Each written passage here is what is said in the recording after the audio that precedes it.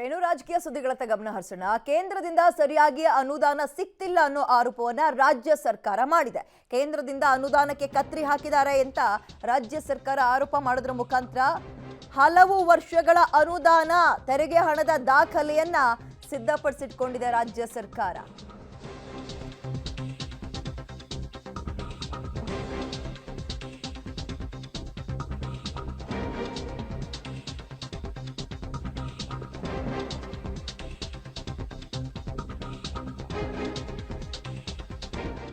ಬರೀ ಆರೋಪ ಮಾಡೋದಷ್ಟೇ ಅಲ್ಲ, ಇದೀಗ ದಾಖಲೆಯನ್ನ ಕೂಡ ರಾಜ್ಯ ಸರ್ಕಾರ ಸಿದ್ಧಪಡಿಸಿಟ್ಕೊಂಡಿದೆ. ದೆಹಲಿ ಚಲೋ ಮಾಡ್ತಾ ಇದ್ದಾರೆ. ಅದಕ್ಕೂ ಮೊದಲೇ ಅನುದಾನ ದಾಖಲೆ ಬಗ್ಗೆ ಸಚಿವ ಸಂಪುಟ ಸಚಿವರೇನಿದ್ದಾರೆ ಅವರು ಚರ್ಚೆ ಕೂಡ ಮಾಡಿದ್ದಾರೆ. ಒಟ್ಟಾರೆ 10,074 ಕೋಟಿ ರೂಪಾಯಿ ತೆರಿಗೆ ಹಣ ಕೊರತೆ ಅಂತ ರಾಜ್ಯ ಸರ್ಕಾರ ಕೇಂದ್ರ ಸರ್ಕಾರದ ಮೇಲೆ ಬೆಟ್ಟು ಮಾಡುವ ಆರೋಪ ಮಾಡ್ತಾ ಇದೆ. ರಾಜ್ಯ ಸರ್ಕಾರ ಸಿದ್ಧಪಡಿಸಿರುವಂತಹ ದಾಖಲೆ ಹಾಗಾದ್ರೆ ಎಷ್ಟು ಮಟ್ಟಿಗೆ ಸರಿ, ಯಾರ ಲೆಕ್ಕ ಪಕ್ಕ ಆಗಿದೆ, ಅದಕ್ಕೆ ಬಿಜೆಪಿ ಅವರ ಉತ್ತರ ಏನು? ಇದು ಪಬ್ಲಿಕ್ ಟಿವಿ ಎಕ್ಸ್ಕ್ಲೂಸಿವ್ ಸುದ್ದಿ. ಎಲೆಕ್ಷನ್ ಹತ್ರ ಬರ್ತಾ ಇದ್ದಂತೆ ಆರೋಪಗಳ ಸುರಿಮಳೆ ಹೆಚ್ಚಾಗ್ತಾ ಇದೆ. ಅದರಲ್ಲೂ ಪ್ರಮುಖವಾಗಿ ಮೊನ್ನೆ ಬಜೆಟ್ ಒಂದು ಬಜೆಟ್ ಘೋಷಣೆಯಾದ ನಂತರ ಸಂಸದರು ಒಂದು ಹೇಳಿಕೆ ಆರೋಪ ಮಾಡೋದ್ರ ಮುಖಾಂತರ ಒಂದು ದೊಡ್ಡ ವಿವಾದಾತ್ಮಕ ಹೇಳಿಕೆನೇ ಕೊಟ್ಟಿದ್ರು, ಬೇರೆ ದೇಶವನ್ನೇ ಮಾಡಬೇಕು ಅನ್ನೋ ರೀತಿಯಲ್ಲಿ. ಬಟ್ ಅವ್ರು ಕೊಟ್ಟಂತಹ ಹೇಳಿಕೆ ಅದರಲ್ಲಿ ನಮಗೆ ಸರಿಯಾಗಿ ಅನುದಾನ ಸಿಗ್ತಿಲ್ಲ ಅಂತ. ಕರ್ನಾಟಕದಿಂದ ಕೇಂದ್ರ ಸರ್ಕಾರಕ್ಕೆ ಸ್ವೀಕೃತವಾಗುವಂತಹ ತೆರಿಗೆಯಲ್ಲಿ 11% ರಾಜ್ಯದ ಪಾಲಾಗಬೇಕು. ಆದರೆ ನೇರ ಪರೋಕ್ಷ ತೆರಿಗೆ ಸಂಗ್ರಹಣೆಯಲ್ಲಿ ಕರ್ನಾಟಕದಿಂದಲೇ 11% ತೆರಿಗೆ ಹೋಗ್ತಾ ಇದೆ. ರಾಜ್ಯದಿಂದ ಸಂಗ್ರಹ ಆಗುವ ಒಟ್ಟು ತೆರಿಗೆ ಹಣದಲ್ಲಿ 21% ಮಾತ್ರ ವಾಪಸ್ ಆಗ್ತಾ ಇದೆ ಅಷ್ಟೇ ನಮಗೆ ಸಿಗ್ತಾ ಇರುವಂಥದ್ದು. ಕರ್ನಾಟಕ ಸರ್ಕಾರ ಸಚಿವ ಸಂಪುಟ ಟಿಪ್ಪಣಿಯಲ್ಲಿ ಕೇಂದ್ರ ಸರ್ಕಾರದ ಮೇಲೆ ಈ ರೀತಿಯಾಗಿ ಚಾರ್ಜ್ ಶೀಟ್ ಅಂದ್ರೆ ಆರೋಪಗಳ ಸುರಿಮಳೆಯನ್ನೇ ಹೊರಿಸಿದ್ದಾರೆ. 14ನೇ ಹಣಕಾಸು ಆಯೋಗದ ಪ್ರಕಾರ 44,670 ಕೋಟಿ ರೂಪಾಯಿ ಕೇಂದ್ರದ ತೆರಿಗೆ ಹಣ ಬರಬೇಕು.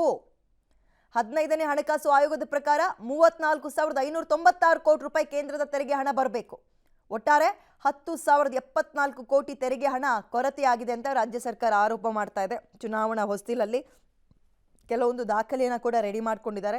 ಬಟ್ ಯಾರ ದಾಖಲೆ ಪಕ್ಕ, ಇದಕ್ಕೆ ಬಿಜೆಪಿ ಅವ್ರು ಏನು ಹೇಳ್ತಾರೆ, ಅನುದಾನದ ಕೊರತೆ ಮಾಡ್ತಾ ಇರುವಂಥದ್ದು ಅಥವಾ ಅಸಡ್ಡೆ ಮಾಡ್ತಾ ಇರೋದು ರಾಜ್ಯವನ್ನ, ಈ ವಿಚಾರದಲ್ಲಿ ನಿಜಾನ ಅನ್ನುವಂಥದ್ದೆಲ್ಲವೂ ಕೂಡ ಮುಂದಿನ ದಿನಗಳಲ್ಲಿ ಸಾಬೀತಾಗಬೇಕಿದೆ. ಇವರು ಕಾಂಗ್ರೆಸ್ ಚಲೋ ಕೂಡ ಹಮ್ಮಿಕೊಂಡಿದ್ದಾರೆ 7ನೇ ತಾರೀಕು.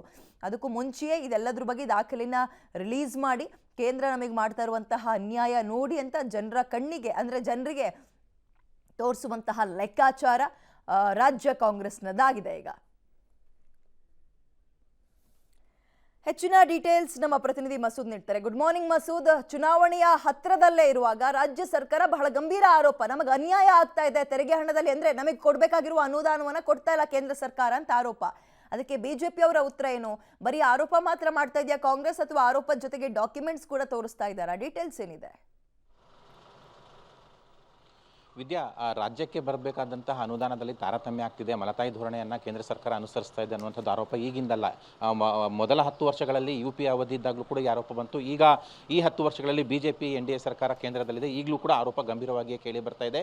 ಇದು ಜಾಸ್ತಿ ಮಾಡಿದ್ದು DK ಸುರೇಶ್ ಅವರ ಪ್ರತ್ಯೇಕ ದಕ್ಷಿಣ ಭಾರತದ ನಿರ್ಮಾಣ ಅನಿವಾರ್ಯತೆ ಆಗುತ್ತೆ ಅನ್ನುವಂಥ ಹೇಳಿಕೆ ಹಿನ್ನೆಲೆಯಲ್ಲಿ ಈಗ ಫೆಬ್ರವರಿ 27ನೇ ತಾರೀಕು ಅಂದರೆ ಮುಂದಿನ ಬುಧವಾರ ಕಾಂಗ್ರೆಸ್ನ ಬಹುತೇಕ ಎಲ್ಲ ಶಾಸಕರುಗಳು ಕೂಡ ಪರಿಷತ್ ಸದಸ್ಯರು ದೆಹಲಿಯಲ್ಲಿ ಪ್ರತಿಭಟನೆ ಮಾಡ್ತಾ ಇದ್ದಾರೆ.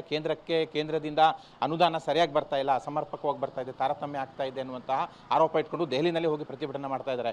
ಇಲ್ಲಿ ಕಳೆದ ವರ್ಷ ನೋಡಿದಾಗ 3.5 ಲಕ್ಷ ಕೋಟಿಯನ್ನು ರಾಜ್ಯದಿಂದ ಅನುದಾನ ಅಂದರೆ ತೆರಿಗೆ ರೂಪದಲ್ಲಿ ಆದಾಯ ಹೋಗಿತ್ತು ಕೇಂದ್ರದ ಬೊಕ್ಕಸಕ್ಕೆ. ಮಹಾರಾಷ್ಟ್ರ ಬಿಟ್ಟರೆ ಕರ್ನಾಟಕವೇ ಅತಿ ಹೆಚ್ಚಿನ ಆದಾಯವನ್ನು ಕೇಂದ್ರದ ಬೊಕ್ಕಸಕ್ಕೆ ತುಂಬಿಸ್ತಾ ಇರುವಂಥದ್ದು ಇಡೀ ದೇಶದಲ್ಲಿ. ಹಾಗಾಗಿ ನಮಗೆ ಸಮರ್ಪಕವಾದಂಥ ಅನುದಾನ ವಾಪಸ್ ಬರಬೇಕು ಅನ್ನುವಂಥದ್ದು. ಈ ವರ್ಷ ಸುಮಾರು 4.3 ಲಕ್ಷ ಕೋಟಿ ತೆರಿಗೆ ಹಣ ಕೇಂದ್ರಕ್ಕೆ ಹೋಗಿದೆ. ಅದರಲ್ಲಿ ನಮಗೆ ಎಷ್ಟು ಬರುತ್ತೆ? ಸರಾಸರಿ 50,000 ಕೋಟಿ ಅಷ್ಟೇ ಕೇಂದ್ರ ಸರ್ಕಾರ ವಾಪಸ್ ಕೊಡ್ತಾ ಇದೆ ಅನ್ನುವಂಥದ್ದು. ವಾರ್ಷಿಕವಾಗಿ 10ರಿಂದ 12,000 ಕೋಟಿಯಂತೆ 5 ವರ್ಷಗಳಲ್ಲಿ ಸುಮಾರು 62,000 ಕೋಟಿ ಅನುದಾನ ನಮಗೆ ಕಡಿತ ಆಗಿದೆ ಅನ್ನುವಂಥ ಆರೋಪವನ್ನು ಖುದ್ದಾಗಿ DK ಅವರು ಆರೋಪ ಮಾಡಿದರು. ಆ ಹಿನ್ನೆಲೆಯಲ್ಲಿ ಸರಿಯಾದ ತಾರತಮ್ಯ ಸರಿಯಾದ ಅನುದಾನ ಬೇಕು ಅನ್ನುವಂಥ ಆಗ್ರಹ ಇಟ್ಕೊಂಡು ಪ್ರತಿಭಟನೆ ಮಾಡ್ತಾ ಇದ್ದಾರೆ. ಕೇಂದ್ರದ ಯೋಜನೆಗಳಾಗಲಿ, ಪ್ರಕೃತಿ ವಿಕೋಪಗಳ ಸಂದರ್ಭದಲ್ಲಾಗಲಿ ಈಗಲೂ ಕೂಡ ಬರ ಪರಿಹಾರ ಕೇಳಿದರೆ ಇನ್ನೂ ಕೂಡ ಕೊಟ್ಟಿಲ್ಲ. ಬಜೆಟ್ನಲ್ಲಿ ಘೋಷಣೆ ಮಾಡ್ತಾರೆ ಅನ್ನೋಂಥ ನಿರೀಕ್ಷೆ ಇತ್ತು, ಅದು ಕೂಡ ಸಿಕ್ಕಿಲ್ಲ. ಹಾಗಾಗಿ ದೊಡ್ಡ ಮಟ್ಟದಲ್ಲಿ ಕೇಂದ್ರದಿಂದ ಅನ್ಯಾಯ ಆಗ್ತಿದೆ, ಕರ್ನಾಟಕಕ್ಕೆ ಮಲತಾಯಿ ಧೋರಣೆ ಆಗ್ತಿದೆ ಅನ್ನುವಂಥ ಆರೋಪ ಇಟ್ಕೊಂಡು ಕಾಂಗ್ರೆಸ್ನವರು ಪ್ರತಿಭಟನೆ ಮಾಡ್ತಿದ್ದಾರೆ.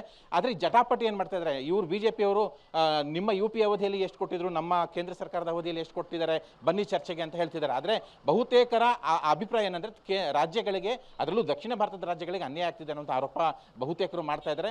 ಇದು ಜಟಾಪಟಿ ಫೆಬ್ರವರಿ 7ನೇ ತಾರೀಕು ಎಷ್ಟು ಮಟ್ಟಿಗೆ ಹೋಗುತ್ತೆ, ಎಲ್ಲಿ ಯಾವ ಪೀಕಿಗೆ ಹೋಗುತ್ತೆ ಅಂತ ಕಾದು ನೋಡಬೇಕು. ಯಾಕಂದ್ರೆ ಅವತ್ತು ಕಾಂಗ್ರೆಸ್ನವರು ದೆಹಲಿಯಲ್ಲಿ ಪ್ರತಿಭಟನೆ, ಕಾಂಗ್ರೆಸ್ನವರ ವಿರುದ್ಧ ರಾಜ್ಯದ ಶಾಸಕರುಗಳು, ಪರಿಷತ್ ಸದಸ್ಯರು ಇಲ್ಲಿ ರಾಜ್ಯದಲ್ಲಿ ಕೂಡ ಪ್ರತಿಭಟನೆ ಮಾಡ್ತಿದ್ದಾರೆ. ಒಂದು ರೀತಿಯಲ್ಲಿ ಟಿಟ್ ಫಾರ್ ಟ್ಯಾಟ್ ತರ ಆಗ್ಬಿಟ್ಟಿದೆ. ಹಾಗಾಗಿ ಫೆಬ್ರವರಿ 7ನೇ ತಾರೀಕು ಏನಾದರೂ ಕೇಂದ್ರ ಸರ್ಕಾರ ತೀರ್ಮಾನ ತೆಗೆದುಕೊಳ್ಳುತ್ತಾ, ಏನು ಸ್ಪಷ್ಟನೆ ಕೊಡುತ್ತೆ ಅನ್ನುವಂಥದ್ದನ್ನ ಕಾದು ನೋಡಬೇಕು. ವಿದ್ಯಾ, ಥ್ಯಾಂಕ್ ಯು ಮಸೂದ್ ತಮ್ಮ ಡೀಟೇಲ್ಸ್ಗೆ.